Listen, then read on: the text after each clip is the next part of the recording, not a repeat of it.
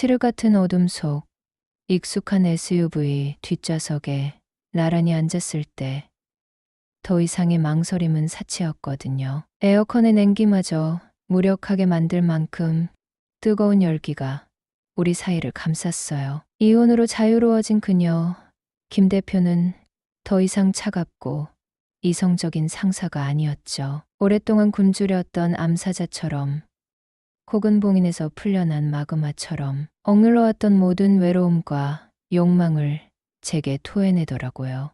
직장 상사, 두 아이의 엄마, 저보다 10살 이상 많은 여자. 그 모든 꼬리표는 격렬하게 뒤엉키는 숨결 속에서 힘을 잃었거든요. 그녀는 마치 오늘만을 기다려온 사람처럼 혹은 사막에서 오아시스를 만난 나그네처럼 반쯤 넋이 나간 눈빛으로 지난 세월 동안 홀로 삼켜야 했던 모든 갈증과 열정을 남김없이 쏟아내는 것만 같았죠. 그리고 다음 날 아침 저는 더 이상 어제의 제가 아니었어요. 안녕하세요. 대학 졸업하고 나름대로 큰맘 먹고 어학연수까지 다녀왔는데 세상이 만만치가 않더라고요. 번듯한 직장 구하기가 하늘의 별 따기였죠. 남들 다 가는 대기업은 서류 통과조차 어려웠고 중소기업 몇 군데 면접을 봤지만 결과는 늘 같았어요. 이번엔 되겠지 하는 희망은 점점 희미해지고 내가 이 정도밖에 안 되나 하는 자괴감만 쌓여갔죠. 소위 말하는 취준생, 신분으로 방구석, 폐인처럼 몇 달을 보냈는지 몰라요. 집에 있는 시간이 길어지니 부모님 눈치 보이는 건 당연한 수순이었어요. 안 그래도 넉넉지 않은 형편의 외동아들 녀석이 어학연수까지 보내놨더니 졸업하고도 자리를 못 잡고 있으니 오죽 속이 타셨겠어요. 특히 어머니는 걱정이 많으셨죠. 아침 식탁에서 누구네 아들은 이번에 어디 공기업 들어갔다더라. 옆집 딸은 벌써 대리라는데 하는 혼잣말 같은 푸념이 제 가슴엔 비수처럼 꽂혔거든요. 아버지는 말없이 신문만 뒤적이셨지만 그 묵직한 한숨, 소리가 제 등 뒤에서 느껴질 때면 숨쉬기조차 힘들었어요. 제 방에 틀어박혀 컴퓨터 게임이나 들여다보고 있는 제 모습이 얼마나 한심하게 보이셨을까요? 어쩌다 거실에 나가면 느껴지는 그 싸늘한 공기. 정말이지 가시방석이 따로 없었죠. 용돈 타쓰기도 면목 없고 그렇다고 당장 손 벌리지 않을 수도 없는 정말이지 궁상맞고 비참한 신세였어요. 28이나 먹고 부모님께 손 벌리는 제 자신이 너무 초라하게 느껴졌거든요. 친구들 만나서 술 한잔하면서 넋두리라도 하고 싶었지만 주머니 사정 생각하면 선뜻 연락하기가 망설여졌어요. 어쩌다 만나도 이미 자리 잡고 자기 앞가림 많은 친구들 앞에서 괜히 작아지는 기분이었죠. 그들의 격려마저도 때로는 부담스럽고 위선적으로 느껴질 정도였으니까요. 나는 왜 이럴까? 내 인생은 여기서 끝인가 하는 부정적인 생각만 꼬리에 꼬리를 물고 방구석에 쌓여가는 건 답답함과 해소되지 못한 젊은 에너지가 뒤섞인 묘한 불덩이 같은 거였어요. 뭐라도 해야 했어요. 이대로는 정말 숨 막혀 죽을 것 같았거든요. 최소한 집에서 눈칫밥 먹는 신세에서 벗어나야 했고 제 손으로 밥값이라도 번다는 명분. 아니, 핑계라도 필요했어요. 그래서 시작한 게 마트 아르바이트였어요. 네, 맞아요. 제 전공이나 어학 실력과는 눈곱만큼도 관련 없는 일이었죠. 솔직히 이거라도 해야지 하는 자포자기에 가까운 심정이었어요. 하지만 동시에 이 지긋지긋한 집구석에서 잠시나마 탈출할 수 있다는 해방감도 조금은 있었던 것 같네요. 뭐라도 하고 있다는 자기 위안 같은 거였을까요? 처음에는 마트에서 아르바이트를 했거든요. 근데 그게 정말 보통 힘든 게 아니었어요. 물류 창고에서 물건 날라다 매장에 진열하는 일이었는데 육체 노동이 장난 아니었죠. 특히 정육 코너에서 일할 때는 냉동된 양고기 박스가 어찌나 무겁던지 옮기다 허리가 끊어지는 줄 알았어요. 행사라도 있는 날이면 20kg짜리 쌀 포대를 수십 개씩 쌓아야 했는데 그럴 때면 정말이지 영혼이 가출하는 느낌이었죠. 온종일 서서 일하는 건 기본이고 가끔 밀려드는 손님들 상대하는 것도 보통 일이 아니었어요. 웃는 얼굴로 응대해야 했지만 속으로는 온갖 욕을 삼킬 때가 한두 번이 아니었죠. 별의별 진상 손님들 상대하다 보면 감정 노동에 정신적으로 피폐해지는 느낌이었거든요. 최저 시급 겨우 받으면서 몸은 몸대로 고되고 마음은 마음대로 지치고 매일 똑같은 일의 반복이었어요. 유니폼에 밴 땀, 냄새처럼 제 미래도 암담하게 느껴졌죠. 여기서 내가 뭘 하고 있나? 내 비싼 등록금과 어학연수 비용은 다 어디로 간 걸까? 내 청춘이 이렇게 마트 창고에서 썩어가도 괜찮은 건가? 그런 생각들이 머릿속을 떠나지 않았어요.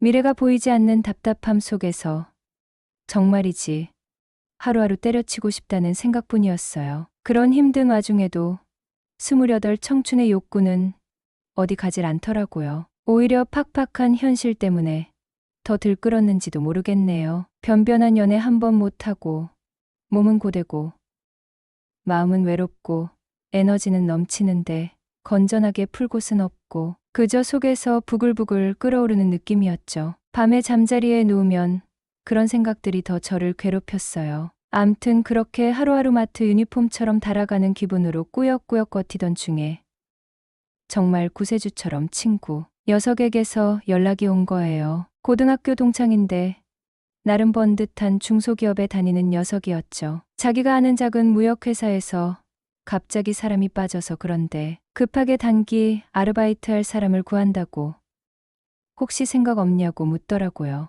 영어 조금 할 줄 알면 더 좋다고 덧붙이면서요. 무역회사, 뭔가 마트 아르바이트보다는 훨씬 그럴싸하게 들렸죠. 비록 아르바이트였지만 사무실에서 일한다는 것 자체가 제게는 한 단계 올라서는 듯한 느낌을 주었어요. 사람은 몇 명 없는 아주 작은 회사였는데 그래도 어학연수 좀 다녀왔다는 거.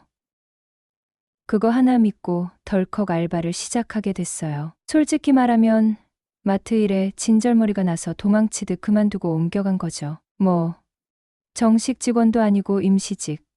소위 말하는 땜빵이었어요. 갑자기 그만둔 직원의 업무를 잠시 맡는 거라 뭔가 큰 책임감을 가지고 시작한 건 아니었죠. 그래도 친구가 어렵게 소개해준 회사인데 막 일할 수는 없잖아요. 게다가 마트의 고된 육체 노동에 비하면 사무실에 앉아 컴퓨터로 서류 작업하고 가끔 영어로 이메일 보내는 일은 훨씬 수월하게 느껴졌어요.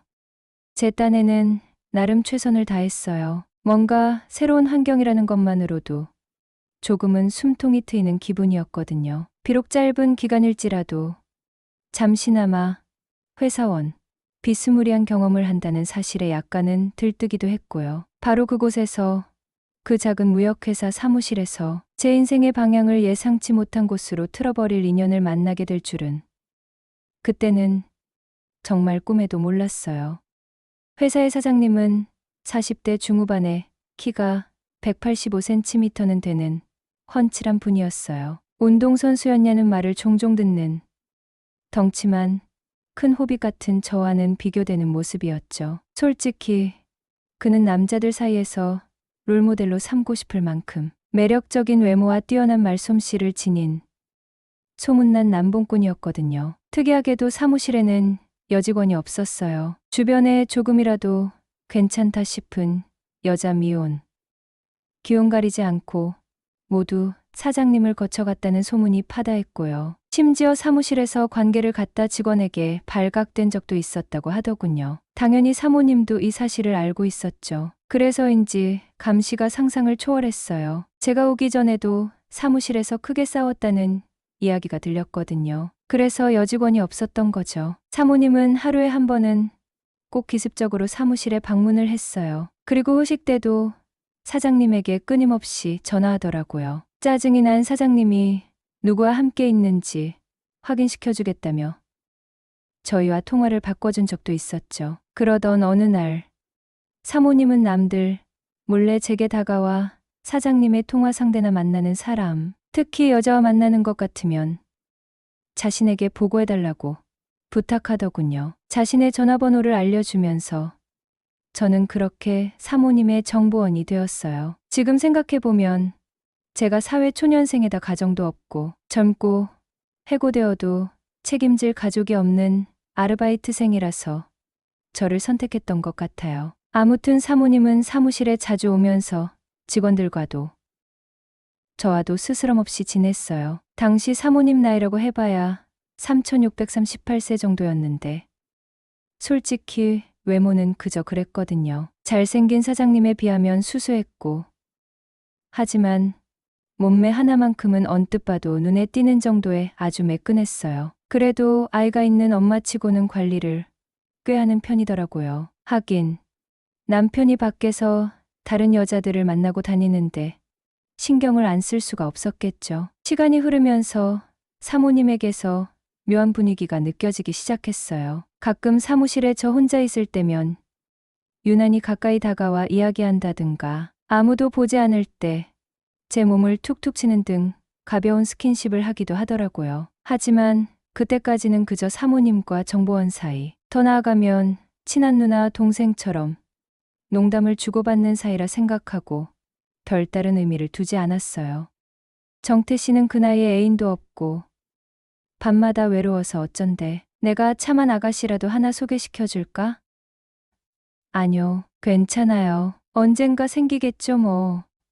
에휴, 그래도 한창 나이에 너무 오래 혼자 지내면 안 될 텐데. 그러다 거기에 곰팡이 피겠어. 크크크.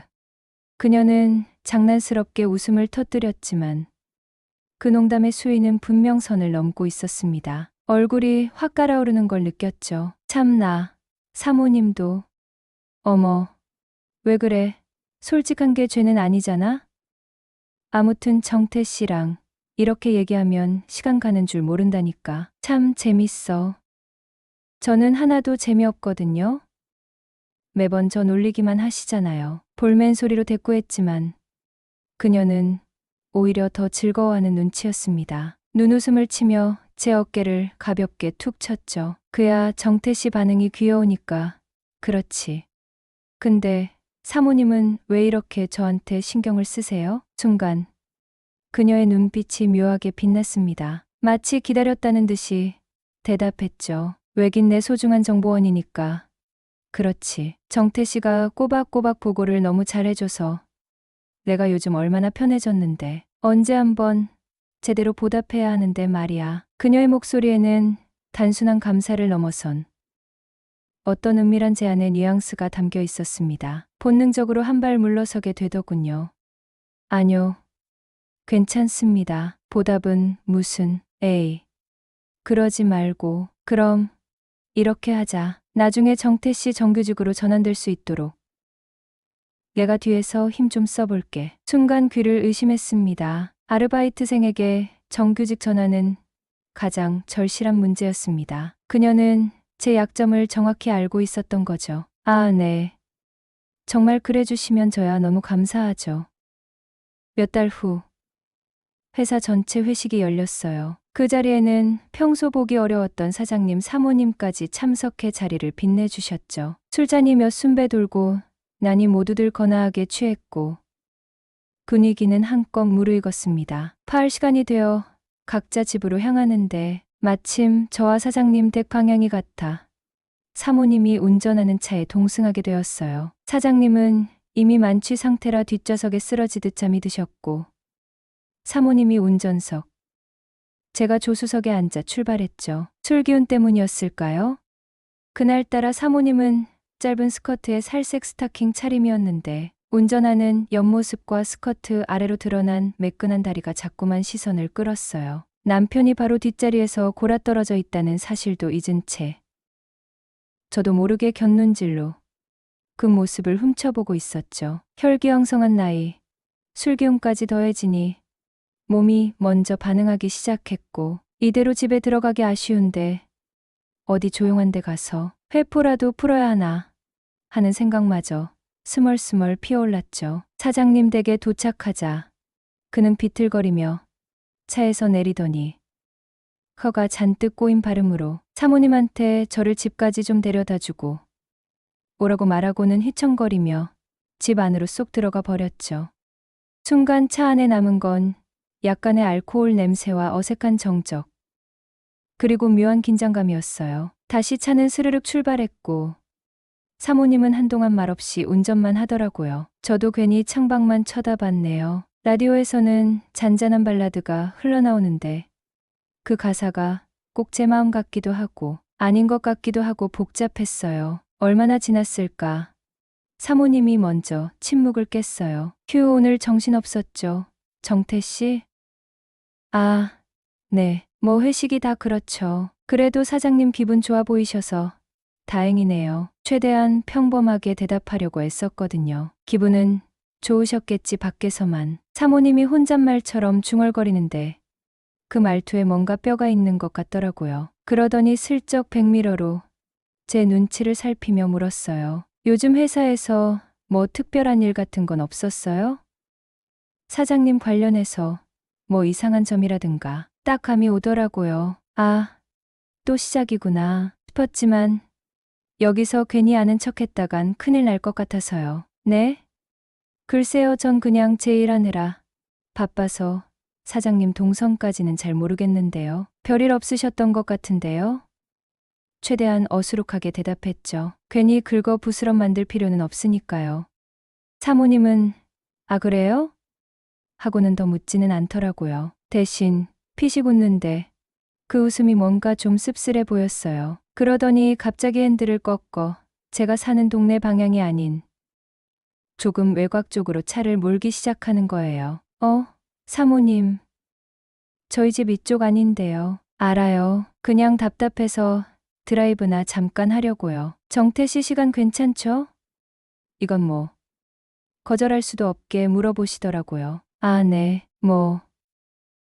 전 괜찮습니다. 속으로는 이거 점점 더 이상해지는데 싶었지만 겉으로는 태연한 척했죠. 차는 점점 더 한적한 도로로 접어들었고 가로등 불빛도 드문드문해졌어요. 차 안은 다시 조용해졌고 아까보다 더 짙어진 어색함과 왠지 모를 기대감이 뒤섞여 숨막힐 지경이었죠. 그때 사모님이 불쑥 제 개인적인 이야기로 화제를 확 틀었어요. 근데 정태 씨는 집 가면 바로 자는 편이에요? 아니면 뭐 혼자 술이라도 한 잔 더 한다든가. 네? 아니요.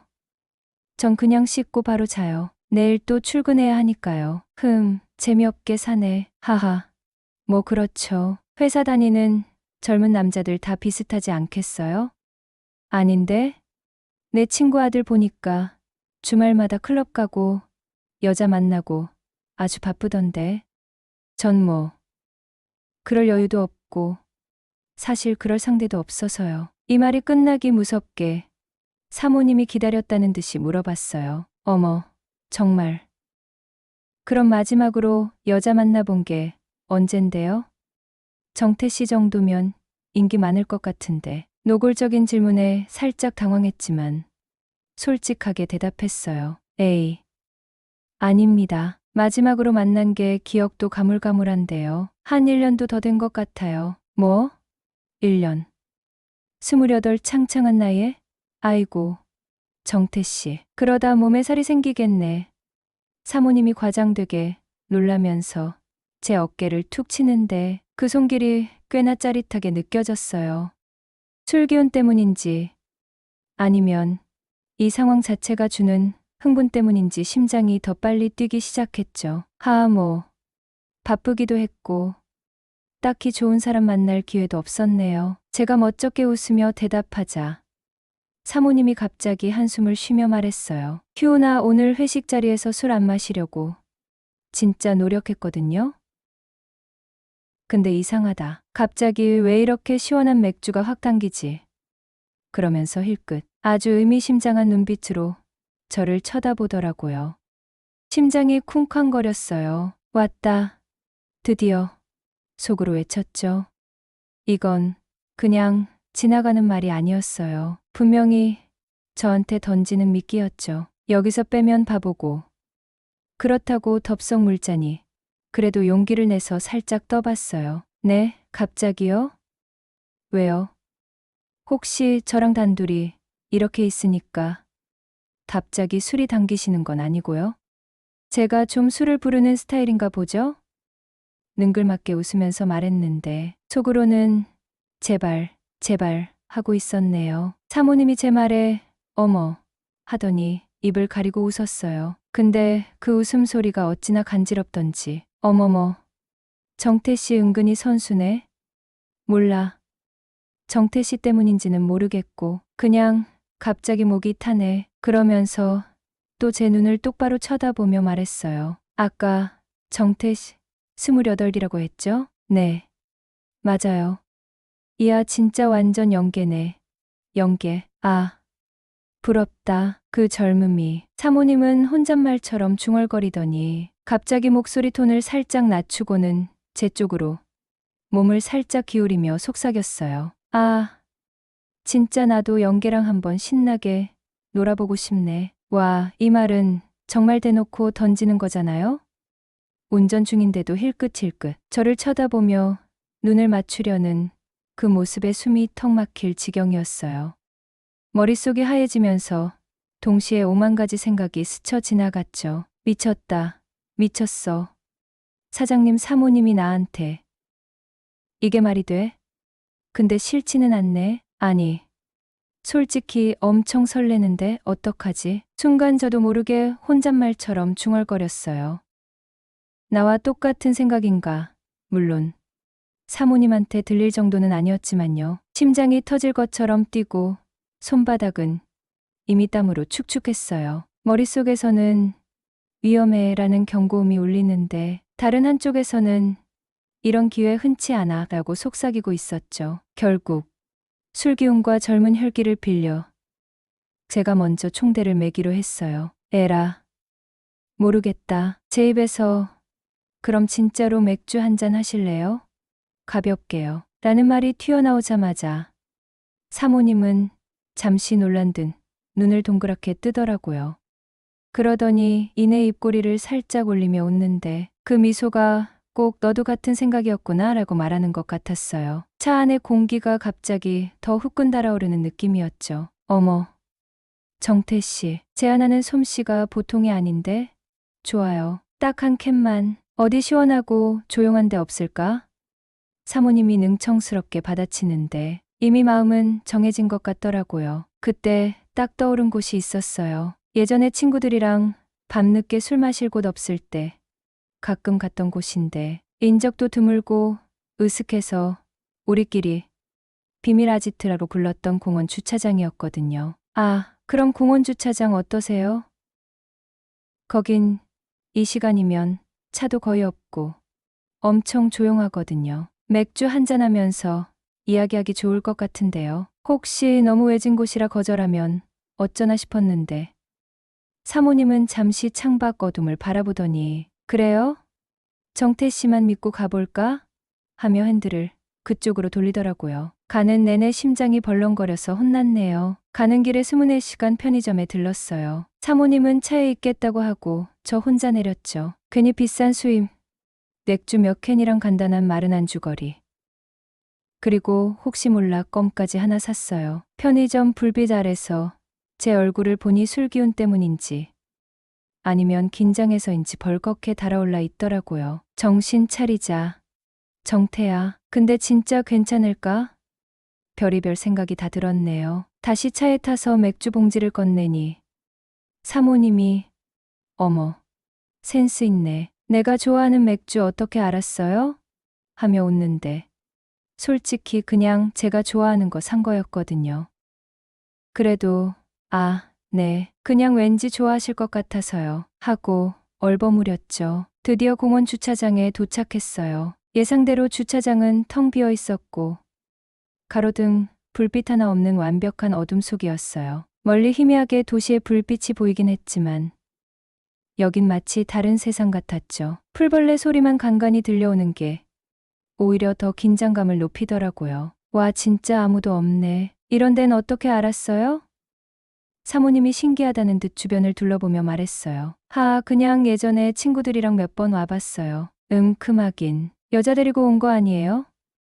사모님이 장난스럽게 쏘아붙이는데 그 눈빛이 예사롭지 않았어요. 에이, 설마요. 남자들끼리 와서 신세 한탄이나 하던 곳이죠. 저희는 잠시 망설이다가 누가 먼저랄 것도 없이 뒷자리로 자리를 옮겼어요. SUV라 뒷자리가 꽤 넓었거든요. 에어컨은 약하게 틀어놓고 창문은 살짝 열어뒀어요. 밤 공기가 제법 선선했죠. 자, 그럼 우리만의 비밀 회동을 시작해볼까요?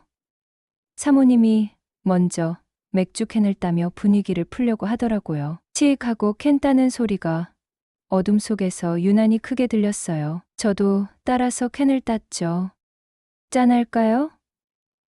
제가 제안하자 사모님이 웃으며 캔을 부딪혀 왔어요. 쨍 하는 경쾌한 소리와 함께 차가운 맥주가 목구멍을 타고 넘어갔어요. 알딸딸했던 술 기운이 다시 확 올라오는 느낌이었죠. 어둠 속에서 서로의 얼굴은 잘 보이지 않았지만 오히려 그래서 더 대담해질 수 있었던 것 같아요. 숨소리나 작은 움직임 하나하나가 더 크게 느껴졌거든요. 처음에는 회사 이야기, 사장님 뒷담화 같은 걸로 시작했어요. 그러다 자연스럽게 사모님의 개인적인 이야기로 넘어갔죠. 아까 차 안에서보다 훨씬 더 깊은 이야기가 나오기 시작했어요. 정태 씨, 나 사실 너무 외로워요.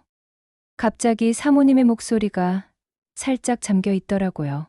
네, 남편. 그 사람 밖에서는 호탕하고 사람 좋은 척하지만 집에서는 완전 벽 보고 얘기하는 기분이에요. 나라는 사람은 그냥 애들 엄마.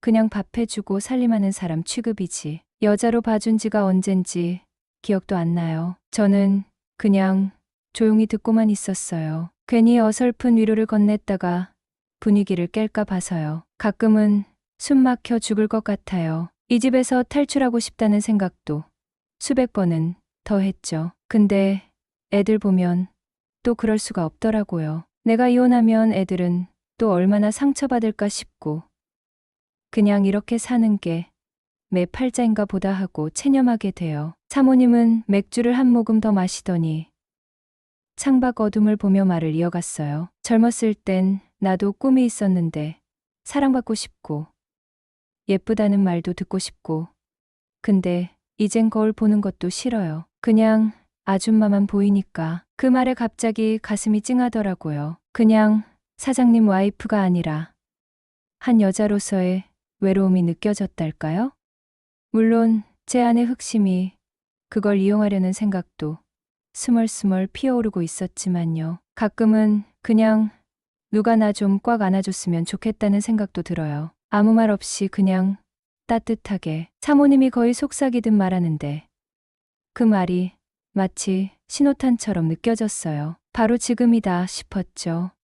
저는 슬그머니 사모님 쪽으로 몸을 더 기울였어요. 그리고는 아주 조심스럽게 떨리는 손으로 사모님의 어깨를 감쌌어요. 사모님이 살짝 움찔했지만 피하지는 않더라고요. 오히려 제 쪽으로 살짝 기대는 듯한 느낌이었죠. 힘드셨겠네요. 혼자 얼마나 외로우셨어요. 최대한 진심을 담아 낮은 목소리로 속삭였어요. 그리고는 어깨를 감싼 손으로 천천히 팔을 쓸어내리다가 사모님의 손을 찾아 부드럽게 잡았죠.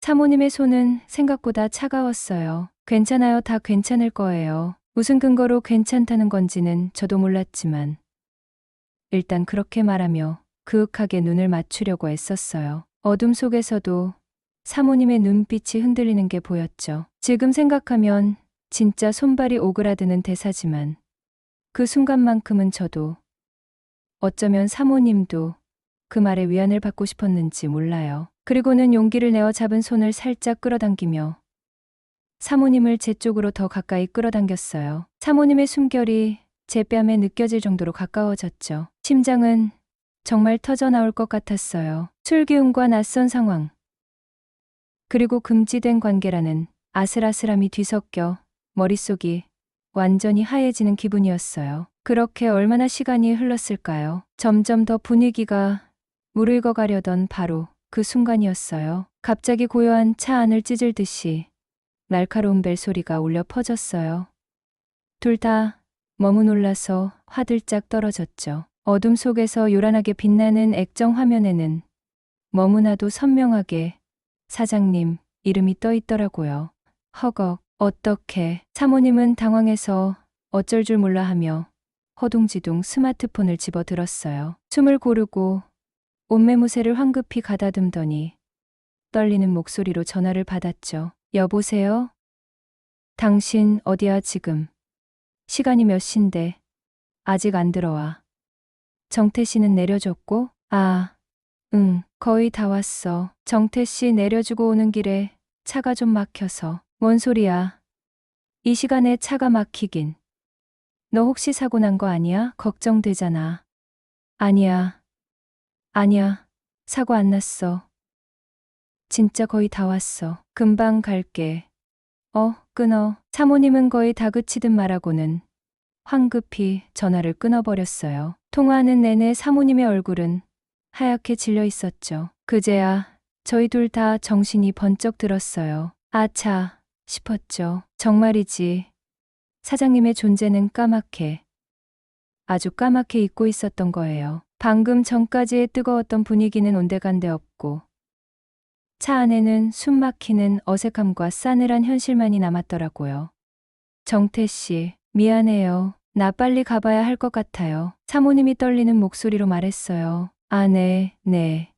그럼요. 저도 이제 들어가 봐야죠. 저도 횡설수설하며 대답했네요. 그 후로 회사에서 사모님을 마주치면 여느 때와 똑같이 저를 대했어요. 마치 그날 밤 공원 주차장에서의 일은 아예 없었던 일처럼요. 솔직히 그때 전화벨만 안 울렸더라면 하는 아쉬운 마음이 왜 없었겠어요. 혈기왕성한 28이었는데요. 하지만 동시에 하마터면 진짜 돌이킬 수 없는 강을 건널 뻔했다는 생각에 안도의 한숨을 내쉬었죠. 괜히 어린 놈이 겁도 없이 유부녀. 그것도 사장님 와이프랑 엮였다가 발각이라도 됐으면 정말 인생 그대로 끝장났을지도 모르잖아요. 정말 아찔했지만 아슬아슬하게 선을 넘지 않고 해프닝으로 끝난 하룻밤의 비밀스러운 기억으로 남게 되었죠.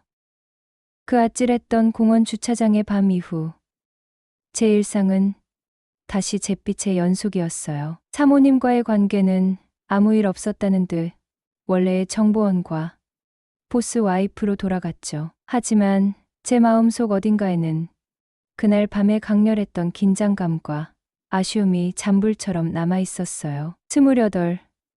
여전히 앞날은 캄캄했고 아르바이트생이라는 신분은 제 어깨를 무겁게 짓눌렀죠. 정규직이라는 세 글자는 너무나 멀고 아득하게만 느껴졌어요. 그러는 동안에도 사장님의 바람기는 멈출 줄을 몰랐어요. 사모님의 감시망은 날이 갈수록 촘촘해졌지만 사장님은 마치 그물코를 빠져나가는 미꾸라지처럼 교묘하게 여자를 만나고 다녔죠. 제게 걸려오는 사모님의 확인 전화는 더 잦아졌고 목소리에는 날카로운 신경질과 깊은 체념이 뒤섞여 있었어요. 저 역시 사장님의 의심스러운 행적들, 끊이지 않는 통화 목록 속 낯선 여자 이름들, 핑계 좋은 외근과 야근, 차 안에 떨어져 있던 긴 머리카락 같은 것들을 기계적으로 보고하면서도 마음 한구석이 편치 않았죠. 이건 뭐 스파이 노릇도 아니고. 그러던 어느 날 정말이지 상상도 못했던 일이 터지고야 말았어요. 그날은 유난히 사무실 공기가 무거웠는데 갑자기 사무실 문이 벌컥 열리더니 사모님이 싸늘한 표정으로 들어서는 거예요. 평소처럼 직원들에게 가볍게 인사하는 모습은 온데간데 없고 얼굴은 하얗게 질려 있었고 눈빛은 얼음장처럼 차가웠죠. 그리고 그 뒤를 따라 잔뜩 겁에 질린 얼굴의 낯선 여자가 들어섰어요. 누군가 했더니 오래전 회식 자리에서 봤던 사모님의 절친한 친구라고 소개받았던 바로 그 여자였어요. 김 사장, 당신 이게 대체 무슨 짓이야? 사모님의 고함 소리가 조용한 사무실을 갈랐어요. 낮고 날카로운 그 목소리에는 분노를 넘어선 어떤 살기마저 느껴지는 듯했죠. 직원들 모두 하던 일을 멈추고 숨을 죽였고 사장님은 당황한 기색이 역력했지만 애써 태어난 척 자리에서 일어났어요. 여보, 이게 무슨 회사까지 찾아와서 왜 이래? 왜 이래? 내가 이걸 몰랐을 것 같아? 내 친구까지 건드려? 당신 정말 인간도 아니구나. 사모님은 부들부들 떨리는 손으로 친구의 팔을 잡아 끌며 사장님 앞으로 밀쳤어요. 친구는 고개를 푹 숙인 채 눈물만 뚝뚝 흘리고 있었죠. 말해, 똑똑히 말해봐. 당신 입으로 직접 이 인간이랑 무슨 짓을 했는지. 미안해. 옥순아, 내가 정말 죽을 죄를 지었어. 친구는 흐느끼며 빌었지만 사모님의 분노는 가라앉지 않았어요. 닥쳐. 내 사과 듣자고 온 거 아니야. 이 인간 쓰레기가 어떻게 나오나 보려고 온 거니까. 사모님은 사장님을 향해 삿대질하며 온갖 욕설을 퍼부었어요. 평소에 조용하고 다소곳한 모습은 찾아볼 수 없었죠. 마치 다른 사람 같았어요. 가냘프고 어딘가 순수해 보이기까지 했던 그 모습 뒤에 이렇게 무섭고 독한 면이 숨겨져 있을 줄이야. 직원들 다 보는 앞에서 사장님은 그야말로 개망신을 당하고 있었죠. 뺨이라도 한 대 올려붙일 기세였어요. 사장님은 얼굴이 시뻘개져서 아무 말도 못하고 그저 사모님의 퍼붓는 말을 듣고만 있었어요. 그 잘난 말솜씨와 당당함은 온데간데 없이 완전히 찍소리도 못 내는 모습이었죠. 그때 깨달았어요. 사모님이 왜 그동안 남편의 끝없는 외도에도 참고 살았는지. 그리고 왜 그렇게 매일같이 회사에 찾아와 감시하고 간섭하면서도 사장님이 큰 소리 한 번 못 쳤는지. 그 이유를요. 나중에 다른 직원을 통해 들은 이야기로는 이 회사가 원래 사모님 친정아버지께서 일군 회사였고 돌아가시면서 딸인 사모님과 해외에 나가 사는 남동생에게 지분 전부를 물려주셨다는 거예요. 남동생은 경영에 전혀 관심이 없어서 사실상 회사의 실질적인 주인은 사모님이었고 사장님은 그저 월급 받으며 얼굴마담 노릇을 하는 바지 사장에 불과했던 거죠. 그걸 알고 나니 모든 상황이 퍼즐처럼 맞춰졌어요. 결국 그날의 소동은 사모님이 친구의 머리채를 잡고 끌고 나가면서 일단락되었지만 이미 엎질러진 물이었죠. 남편이 다른 여자도 아닌 자신의 가장 친한 친구와 바람을 피웠다는 사실은 사모님에게 마지막 남은 인내심마저 끊어버린 결정타였던 것 같아요. 그로부터 얼마 지나지 않아 두 사람은 이혼 소송에 들어갔다는 소식이 들려왔어요. 그리고 예상대로 사장님은 회사에서 완전히 쫓겨나다시피 했고 사모님이 직접 대표이사 자리에 앉아 회사를 운영하기 시작했어요. 사무실 분위기는 한동안 어수선했지만 솔직히 저는 내심 잘 되었다고 생각했어요. 사장님의 눈치를 보지 않아도 된다는 해방감도 있었고 무엇보다 사모님이 대표가 되면서 제게도 기회가 올지도 모른다는 막연한 기대감이 생겼거든요. 그리고 그 기대는 생각보다 빨리 현실이 되었어요. 이혼 절차가 마무리되고 회사가 어느 정도 안정되자 사모님 아니 이제는 대표님이 된 그녀가 저를 조용히 대표이사실로 불렀죠. 정태 씨, 잠깐 들어와요. 네, 대표님. 넓고 휑했던 사장님 자리에 앉은 그녀는 이전과는 사뭇 다른 분위기를 풍겼어요. 슬픔과 분노의 흔적은 희미해지고 뭔가 단단하고 결의에 찬 모습이었죠. 그동안 고생 많았어요. 여러모로 마음고생도 심했을 텐데 묵묵히 자리 지켜줘서 고맙게 생각해요. 아닙니다, 대표님. 제가 한 일이 뭐 있겠습니까? 아니에요. 정태 씨가 옆에서 든든하게 있어준 덕분에 저도 힘든 시간 잘 버틸 수 있었어요. 그녀는 잠시 창밖을 보며 생각에 잠기는 듯 하더니 이내 서류 한 장을 제게 내밀었어요. 이거 정식 직원 발령 서류예요. 그동안 아르바이트로 고생 많았는데 이제 정식으로 우리 회사 식구가 된 걸 환영해요. 순간 귀를 의심했어요. 그렇게 바라던 정규직이었어요. 가슴이 벅차오르고 눈물이 핑 돌 것 같았죠. 지난 몇 년간의 서름과 불안감이 한순간에 녹아내리는 기분이었어요. 정말 감사합니다, 대표님. 정말 열심히 하겠습니다. 저는 감격에 겨워 거의 외치다시피 말했어요. 그래요. 앞으로 잘해봅시다. 그녀는 부드럽게 미소 지으며 말했죠. 그 미소 속에는 단순한 상사로서의 격려 이상의 어떤 개인적인 따뜻함이 담겨 있는 것 같았어요. 그리고 그날 저녁, 퇴근 무렵에 대표님이 다시 저를 불렀어요. 정태 씨, 오늘 저녁에 약속 있어요? 아뇨. 별다른 약속은 없습니다만. 잘 됐네. 정직원 된 거 축하해야지. 오늘 내가 한턱 쏠게요. 같이 저녁 먹어요. 네? 아, 네, 좋습니다. 그럼 오늘 술값은 제가 내겠습니다. 제가 신나서 대답하자 그녀가 피고스며 말했어요. 주인공이 무슨 술값을 내요. 오늘은 내가 다 낼 거니까 부담 갖지 말아요. 대신 2차, 3차까지 쭉 가는 거다. 3차까지. 이건 그냥 축하 저녁 식사가 아니라는 걸 직감했어요. 1년 전 공원에서의 아찔했던 기억이 떠올랐어요. 이제 그녀는 이혼했고 자유의 몸이었죠. 더 이상 남편의 눈치를 볼 필요도 없었어요. 그리고 저 역시 아르바이트생이 아닌 정식 직원이 되었고요. 왠지 모르게 오늘 밤 1년 전 풀지 못했던 아쉬움을 풀 수 있을지도 모른다는 예감이 강하게 들었어요. 우리는 회사 근처의 제법 분위기 좋은 레스토랑에서 저녁 식사를 했네요. 맛있는 음식과 와인을 곁들이며 이런저런 이야기를 나누었죠. 회사 이야기, 사는 이야기. 그러다 술 기운이 살짝 오르자 그녀가 조심스럽게 그날 밤 이야기를 꺼냈어요. 거의 1년 만이었죠. 정태 씨 기억나요?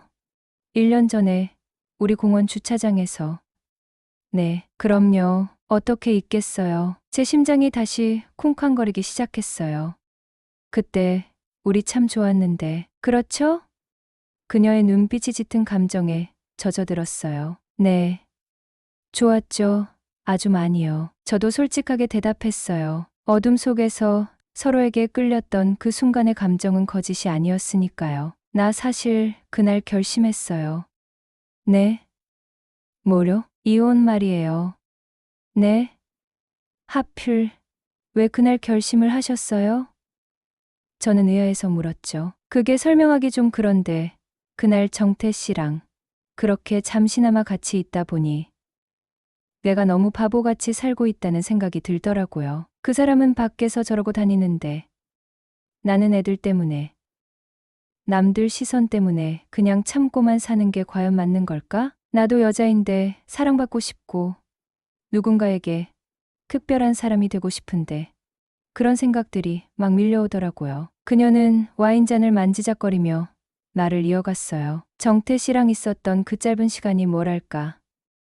내가 잊고 있었던 감정들을 일깨워줬다고 할까? 마치 우물안개구리처럼 갇혀 살던 나에게 세상에는 다른 종류의 관계도 있고 설렘도 있고 어쩌면 새로운 인연도 있을 수 있다는 걸 보여준 것 같았어요. 그녀는 잠시 숨을 고르고는 제 눈을 똑바로 보며 말했어요. 그래서 정태 씨는 나한테 그냥 어린 직원이 아니었어요. 뭔가 나를 다시 여자로 느끼게 해준 아주 특별한 남자였거든요. 그녀는 제 어깨에 살며시 손을 얹으며 덧붙였어요. 부담 가질 필요는 없어요. 그냥 그때 내 감정이 그랬다는 거예요. 아, 그러셨구나. 저는 뭐라 대답해야 할지 몰랐어요. 솔직히 제가 무슨 대단한 능력이 있는 것도 아닌데 그녀가 저를 그렇게 특별하게 느꼈다는 사실이 놀랍기도 하고 한편으로는 기분이 좋기도 했죠. 저야말로 대표님이 그렇게 좋게 봐주셨다니. 어쩌면 그날 밤 우리가 서로에게 뭔가 잘 맞았던 걸지도 모르겠네요. 그런가 봐요. 그녀는 제 말에 환하게 웃으며 고개를 끄덕였어요. 내 생각이 확 바뀔 정도였으면 정말 뭔가 있었던 거겠죠. 그녀는 잠시 말을 멈추고는 다시 제 눈을 깊이 들여다보며 물었어요. 목소리는 아까보다 더 낮고 은밀해져 있었죠. 그래서 말인데, 정태 씨.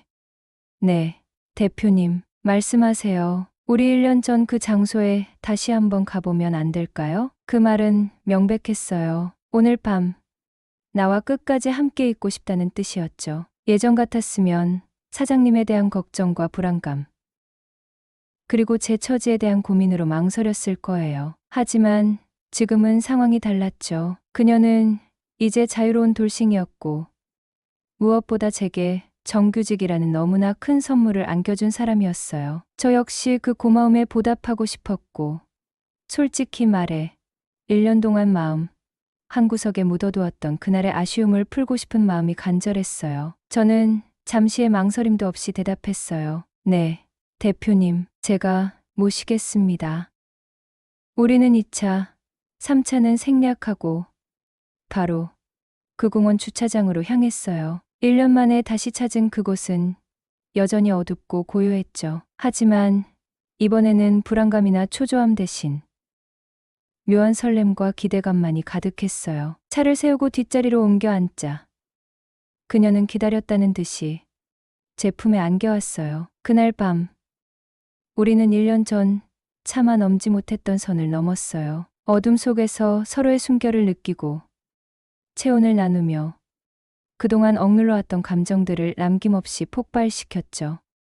야외라는 해방감, 직장 상사와의 금지된 관계라는 아슬아슬함, 40대에 접어든 이혼녀와 혈기왕성한 20대 청년이라는 나이차, 아이 둘 딸린 엄마라는 현실, 이 모든 복잡 미묘한 요소들이 뒤섞여 오히려 우리의 열기를 더욱 뜨겁게 달궜어요. 그녀는 마치 오늘만을 기다려온 사람처럼 그동안 쌓아두었던 모든 열정과 외로움을 제게 쏟아붓는 것 같았죠. 반쯤은 정신이 나가 있는 사람처럼 저를 갈망하고 또 갈망했어요. 그 밤은 정말이지 현실 같지 않은 환상 그 자체였어요. 마치 길고 긴 꿈을 꾸는 듯했죠. 그리고 다음 날부터 우리의 관계는 완전히 달라졌어요. 퇴근 시간이 되면 어김없이 그녀에게서 연락이 왔어요. 정태 씨, 오늘 뭐해? 나랑 데이트하자.